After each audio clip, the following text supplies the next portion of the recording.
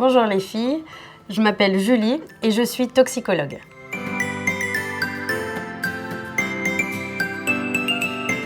Mon métier consiste à s'assurer que les produits cosmétiques que vous pouvez vous appliquer lorsque vous avez une petite fête entre copines ou lors d'un mariage, que ces produits ne sont pas toxiques pour votre peau et pour votre corps. Je travaille dans un secteur qui est assez sombre, dont les filles parfois ne trouvent pas leur place, mais vous n'inquiétez pas, elles l'ont, je travaille en recherche.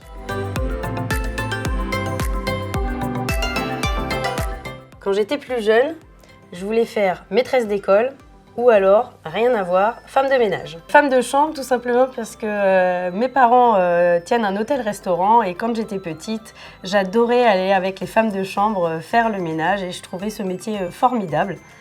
Et ensuite, maîtresse d'école, tout simplement parce que je crois que je m'identifiais à mes maîtresses que j'aimais énormément.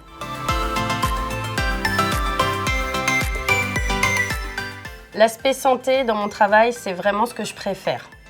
Me dire que au moins la sécurité du consommateur est assurée à 100% une fois que le produit est utilisé. Je me dis que au moins le produit qui est mis sur le marché ne sera pas toxique pour le consommateur.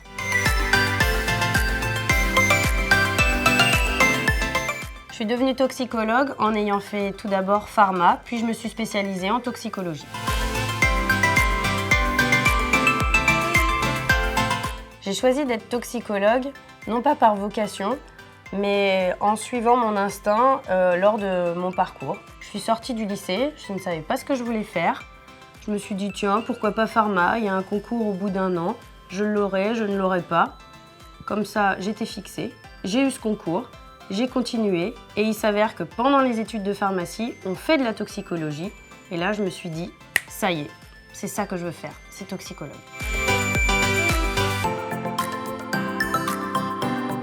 Ma journée type commence toujours par un petit café avec les collègues pour se raconter nos soirées ou ce qu'on a prévu pour le week-end. Ensuite, je me rends au bureau. Je ne travaille pas en laboratoire.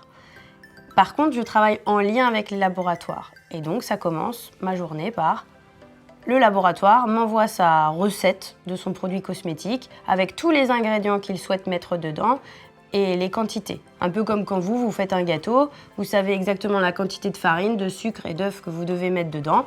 Eh bien, moi, c'est pareil, mais c'est pour un produit cosmétique. Donc, j'ai accès à toutes les quantités, toute la recette. Et je dois m'assurer que les quantités que le laboratoire a mises dedans ne sont pas toxiques pour vous. À la fin de ma journée, j'envoie ma réponse au laboratoire si oui ou non il peut fabriquer par exemple un rouge à lèvres ou encore un mascara avec la recette qu'il m'avait envoyée le matin. Après ça, j'éteins mon ordinateur et je rentre chez moi.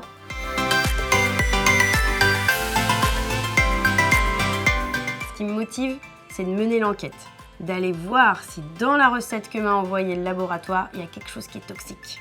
Et si je trouve quelque chose de toxique dans la formule, alors là, je me fais un malin plaisir de prévenir tout de suite le laboratoire pour qu'il le retire et qu'enfin on ait un produit qui soit complètement inoffensif. Pour faire mon métier, ce qui me plaît énormément, c'est tout d'abord la connaissance et les compétences scientifiques, mais c'est aussi le partage. Partager mes connaissances, c'est fondamental et recevoir celles des autres, c'est aussi fondamental.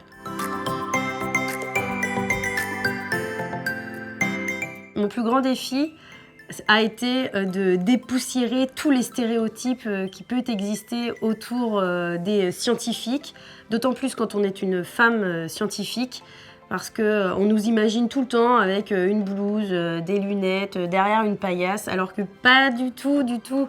Et ça a été vraiment un défi énorme d'aller casser ce stéréotype du scientifique vieux et féminin derrière sa paillasse. Quand je suis arrivée dans mon service, il y avait une ambiance assez morose où chaque toxicologue se prenait pour un grand expert et surtout ne partageait pas la connaissance, restait dans son coin, personne ne parlait entre eux.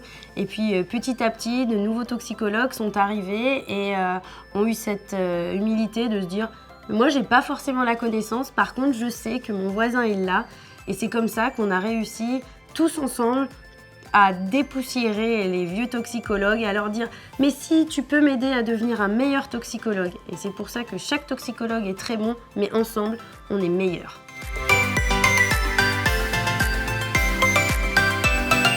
Si j'avais un conseil à donner aux jeunes filles, ce serait de croire en soi et surtout de se dire que quel que soit le milieu d'où on vient, on peut arriver à réaliser ses rêves ou à construire son rêve. À titre d'exemple, je viens d'un tout petit village, 1200 habitants. Je viens d'une famille très modeste, avec des parents hôteliers-restaurateurs qui ne connaissent strictement rien en sciences. Et pourtant, j'ai suivi ma voie alors que je n'y étais pas du tout destinée et je suis devenue scientifique.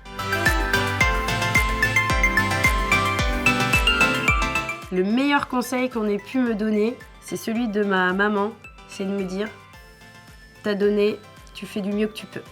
Donc j'ai toujours fait ce que je pouvais, au niveau que je pouvais, et même si c'était pas le meilleur, c'était le meilleur pour moi.